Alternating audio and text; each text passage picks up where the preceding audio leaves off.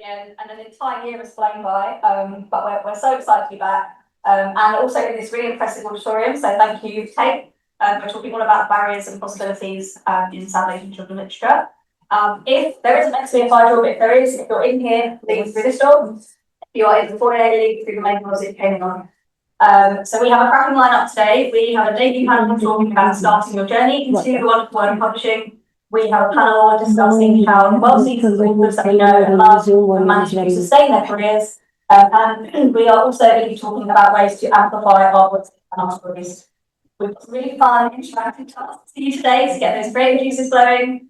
So the incredible Rick and Parrot, you guys will know by now who did our logo. He's going to be doing some illustrations and a draw-along to use how to practice your technique. And the brilliant Sita Brahmachari is also going to be leading us in a creative exploration. If you haven't seen the storyboard outside in the front, have a look. This is inspired by some children objects and encourage you to daydream and doodle. So hopefully that'll be fun.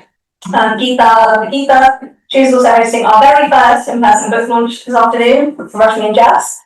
So please do stay for that. And in true SAILFEST fashion, we are heading to the pub, Morpeth Arms around the corner for our networking event. Please also don't forget, if you can, check out Take Story Space. It's designed for families. You can come and read and share stories there, play together. And the last thing to tell you, if you haven't heard about our Barbican collaboration next Saturday, it's on the 4th of October. We're doing a really special family film club. We've got an illustration session. We've got some screenings of Nickel and Jay's TV show from Pittsburgh, and we've got a creative workshop, and we've got a drop-in SAILFEST salon. So if you've got little readers in your life, please do come along and take part in that.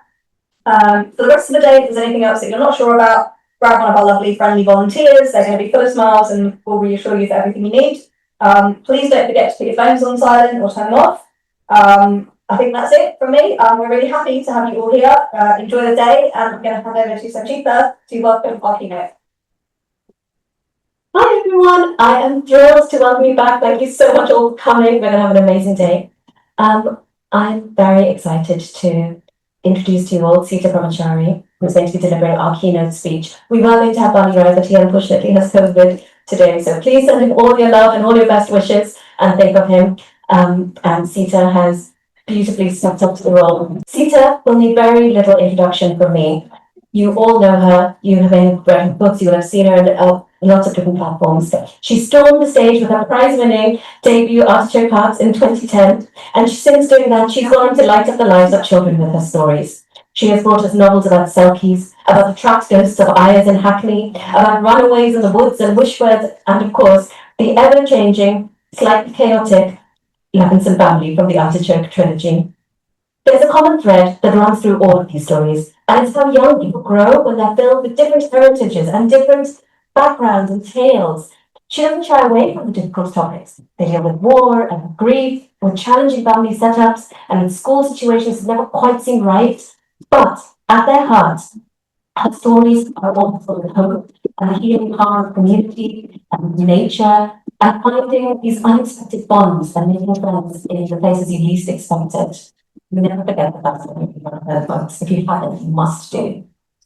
Her frequent, beautiful collaborations with illustrator Jane Ray and with Amnesty have always given her work an activist lens.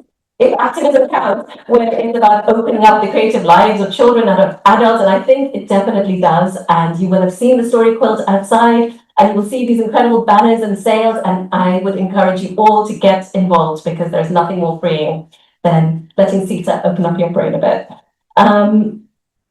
In recent years, Sita has been a writer in residence at Book Trust and an Amnesty ambassador and a lecturer at Goldsmiths and many, many other things. And the breadth of her work has led to her very deservedly being awarded a fellow at the RSL this summer.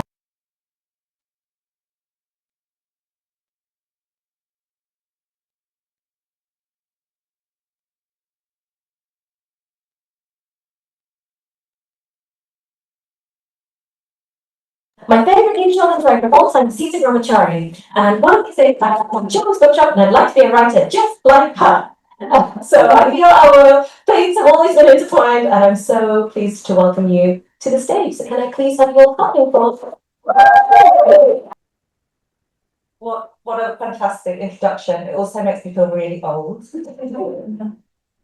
I just want to start by sending our love to Bali.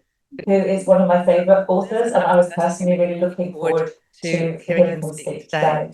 But hearing that he had COVID cast my mind back to the COVID days. And I was thinking about when I was writing When Secrets Set Sail, this is the illustration in the front of that book by Evan Hollingdale. And I was really, really thinking in a very deeply rooted way about our children and how they were coping in that time. And because I was doing a lot of work with Book Trust and National Literacy Trust and CLP and the different wonderful agencies that support children's literature, and IBI too, here today. But I was sort of seeing the children on the periphery of these screens. And I was thinking about what the legacy of that time was going to be. And I also was feeling, as an artist, a real lack of confidence in how I could write in that time. And I know I won't have been alone. And at that time, I was invited to be a World Book Day author, which is obviously a huge privilege. And my publisher phoned me and said, "We'd like to invite you to write a story." And I said, "I'm really sorry, but I just don't feel I can do that now."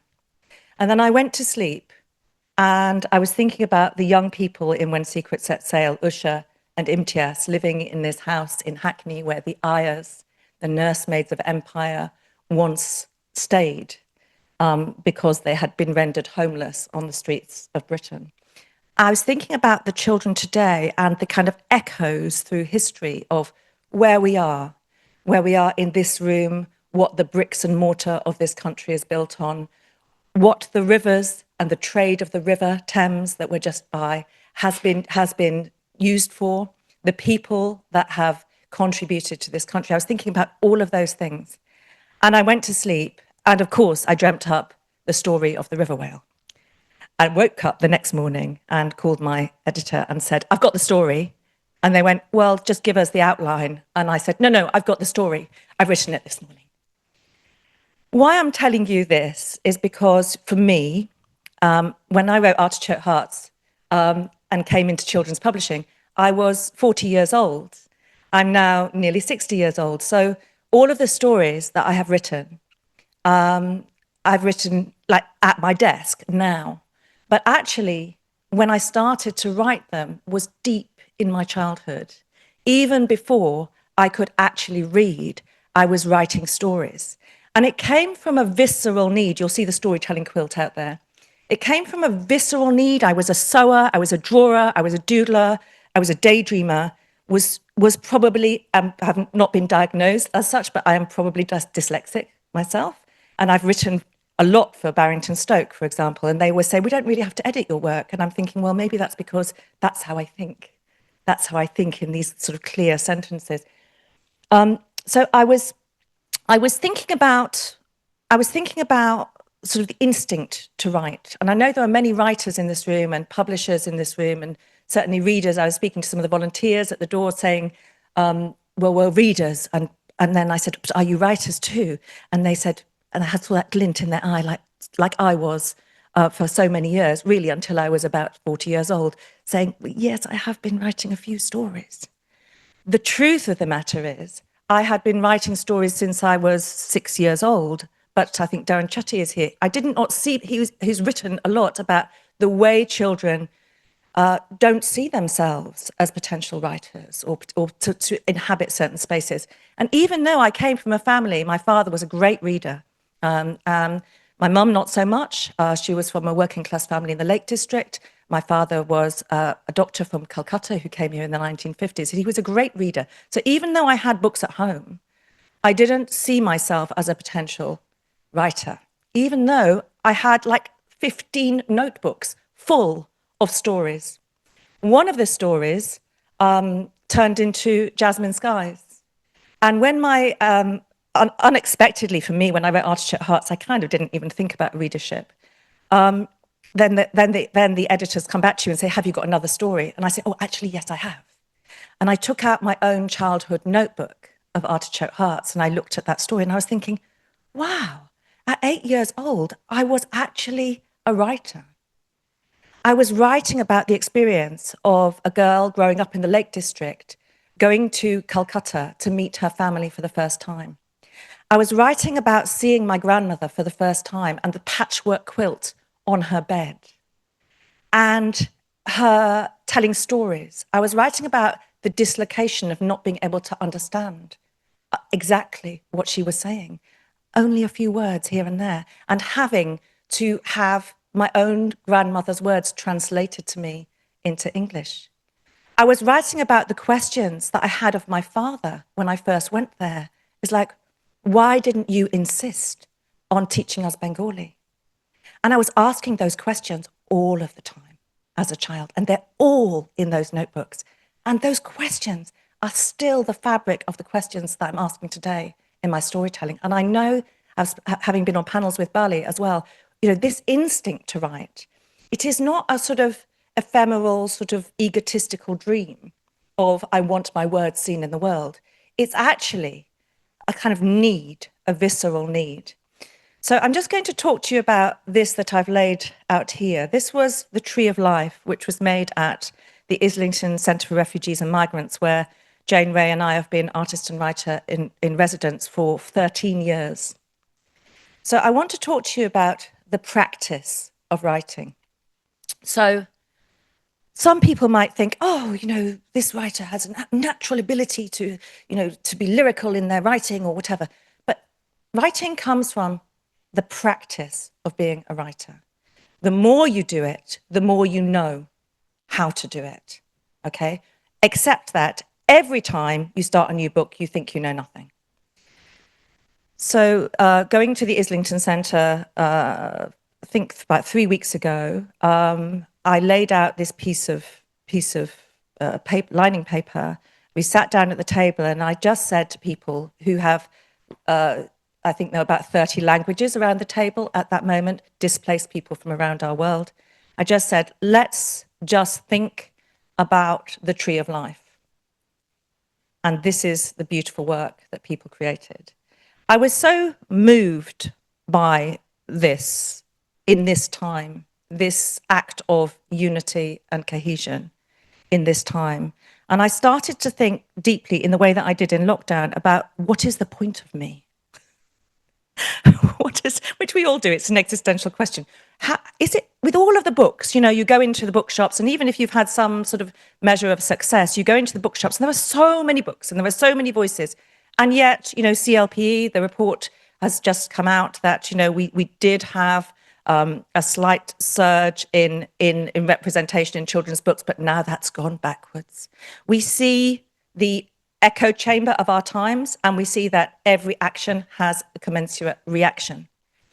The anchors in my life have been the storytelling of my family and my friends and the young people that I meet all of the time through the books that I write, the refugee people that I work with, so that I'm not engaged in that other narrative all of the time that, that might make me go onto social media and go, I can do that too, but actually that's not where my writing immersion comes from. It's a kind of really deep thinking about who we are. So the anchors in this room come from empire. They're collected by the grandfather who lived in the house, which is a real house in Hackney that you can go to, King Edward's Road, where the ayahs were taken in by the missionaries. The anchors in my life have been having access to the stories of my family and honest communication from my own father in those years when Enoch Powell was talking about the rivers of blood.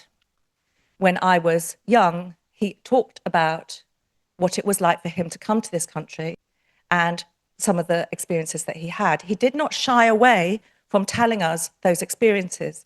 And I think he knew that we needed to know.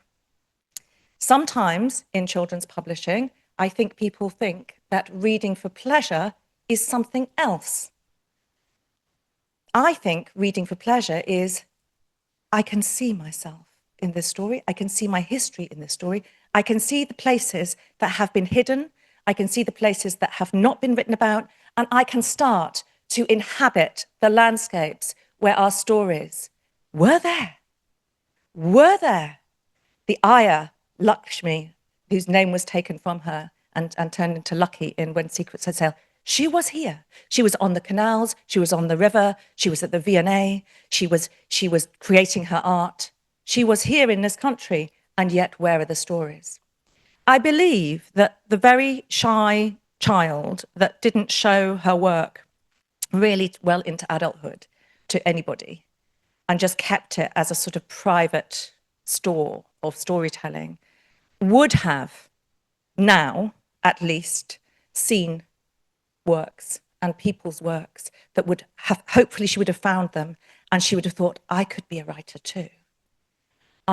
Because my dad was such an amazing storyteller, before he passed away, before Architect Hearts was born, he said, what are you? Are you a community theatre worker? Are you a teacher? Are you a writer? What are all these books for? Why don't you write a story? And very sadly, he didn't see my first book being published. So what I'm talking about is, and I think Darren Chatty talked about this a lot, the invisible spaces and the gaps in storytelling, which can leave in young people who may turn into our writers. It can leave a lack. And that lack can say, perhaps my story doesn't matter so much. Perhaps it's not families like mine that are in the stories. Perhaps there's no space in publishing for this story that is coming from my heart and my soul, and I know can speak to young readers because I know the people, because I'm in the communities and I'm seeing them and I know that they want these stories. And so I think that this is vitally important. Sanchita, the children's bookshop for my own children, because when I started writing, I could not believe the status quo was still so lacking. So I'd go up to the children's bookshop in Muswell Hill, where I went up with my dad before I was a writer, and we met Mina. Mina is one of the few booksellers in London. I think she still comes occasionally to this bookshop. She is always, I'll show you a picture of her later, but she's always wearing a beautiful sari. And my dad walked into that bookshop, and having grown up in sort of countryside spaces and still all his life really kind of having to feel like an outsider, he would come to London, and towards the end he said, oh, I could have been here. I could have been here. And he said that after he'd gone to the children's bookshop and saw Mina selling books and, you know, spending time with my children to say, first of all, she was there in her sari. That was enough. At first, that was enough. An older lady who knew the books in the shop. Well, Keshan, what do you like? I like adventure. You know, Maya, what do you like? I like real world stories. You know, Esha, what do you like? I like adventure stories. And they'd go and they would find them. But they would make sure that they would find the books that had the representation of the children, that would not make my children feel like they had this lack inside them. And it was all done with this beautiful ease. So when I started writing, I wanted that ease. I didn't want to be like an issue person or a subject that, you know, outside. I just wanted my characters in my story to be global diaspora children who were telling the story. And I didn't want any of the children in the story to feel like they were kind of being looked at in any particular way. I wanted them to be the story. I know I've spoken to Bali on different panels about this, and we met at an Amnesty panel a few years ago, and we both commented we'd contributed to a story in Here I Stand, an anthology by Amnesty International, where the publisher had asked each person, based on what they'd written before, to write a story which was given to us. And my story was to be about a child who grew up in care. And I had written that story based on sitting outside of a school where I've spent a lot of time in schools, connecting to my community. I think that's really, really important. And sat outside the school, and a child came into the office, and she was told off for being late. And she said, I'm late because I had to look after my mum, and I had to take her to hospital, and I was the only one that could translate for her. And that was the inspiration for my story. So we are readers, we are writers, we are publishers who are doing something perhaps uniquely important in this time, talking about anchors, we've got sails. We've got sails, and there's an energy. That sail over there was created by children who read When Secrets Set Sail. But we've got sails, and we've got the wind behind us, and we have to have the wind behind us to fight back. Lots of talk about fighting back, because there's many ways that storytellers can fight back, and that is in a really, really deep, immersive, symbolic way, where you can touch someone's heart, even though they didn't intend for you to open up their hearts. Almost by stealth and surprise, the child that reads the book that's been told a particular thing about your culture, your history, your religion, reads that story, and suddenly they're saying, oh, we didn't know that. We didn't know the Ayers lived here in this house. We didn't realize. And my mum isn't from the background of the Ayer. She didn't come from Calcutta, but my mum's a childminder, and she lives in Hackney, and you've written a story about a childminder from Hackney. We make connections. We are very, very powerful, which is why we are censored, why our work is censored. It will often, children's authors have always been the first of writers to be censored and to be taken off or never even placed on curriculums. Why is that? I want us today, as we go through the panels, to feel the charge of what we can be and do in these times, to feel that these winds, which are so hostile around us, and which for people like myself, and I know there's many people in this room who lived through the 1970s, who were afraid of coming out of your own school gates because there were adults and children who were in your class who were name calling, names that go deep, that are being named and called to people traveling on the London Underground today. To see that, and to see it amplified through the new lens of social media, which of course, I tell children, I said, what of these things I put on the screen, what of these things didn't exist when I was a child? And mobile phones, computers, all of these things. And they just oh my God, how old are you? The world has changed. We have had a technical revolution. How are we going to step up? The mental health of our children are suffering. The sense of not belonging, the sense of not having a place, the sense of fear, the sense of lack of safety, the sense of being treated like an outsider. They do not live, our children do not live, none of us live just on an island. We are global citizens. So they've got this incredible, the children are living with an incredible kind of disconnect between having access to their global identities and their histories, and also being treated like outsiders, that they don't belong on the very island that they're growing up on. So I go back to the gut and what keeps me telling stories. So every time I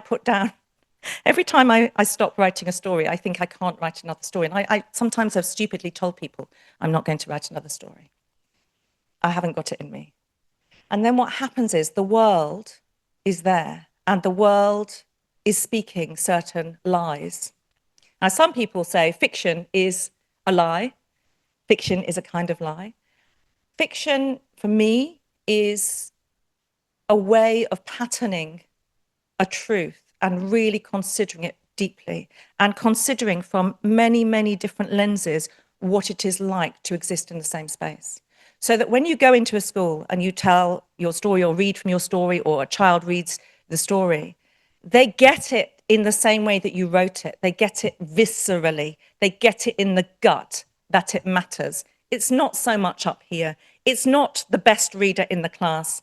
It's not necessarily the best writer in the class. It's so often the child that you couldn't see in lockdown on the screen, the child that's leaning in the corner of the room, listening close, the child like I was, that wasn't putting up my hand if I ever did meet a writer like me, which I never did as a child, but that child is taking it all in.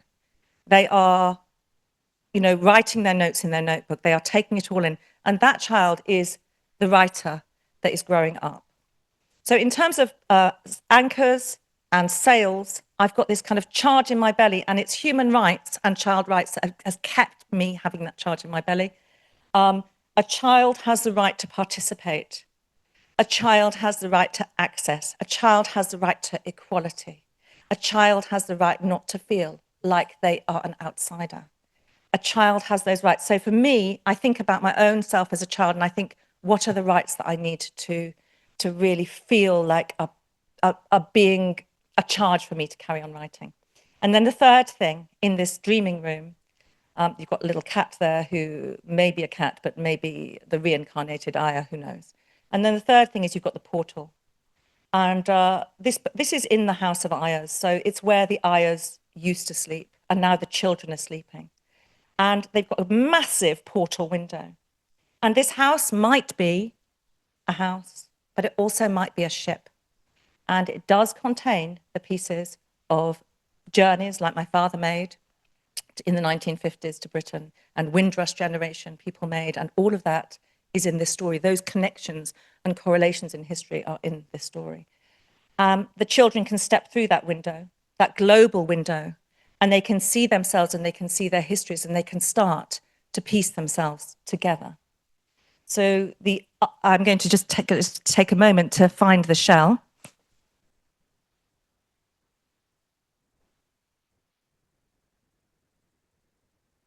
So the children find this shell in the room, obviously from my imagination. My dad did also travel with a shell. And they find this shell, and Imtiaz, who's quite feisty, who has just been adopted into this family, she's told that she's not to touch some of the objects that belong to Usha because her Kalima has just passed away. And she's very precious about these objects. When Usha's not here, she picks up this shell and she starts to listen to it. And what should she hear but the sea? It's blocked. She can't hear the sea. So she goes inside, she takes a little metal coat hanger and she unravels it, and she finds a tiny piece of a sari, a white widow's sari, with a pomegranate embroidery on one side, and on the other, the side of Lucky, the name of Lucky.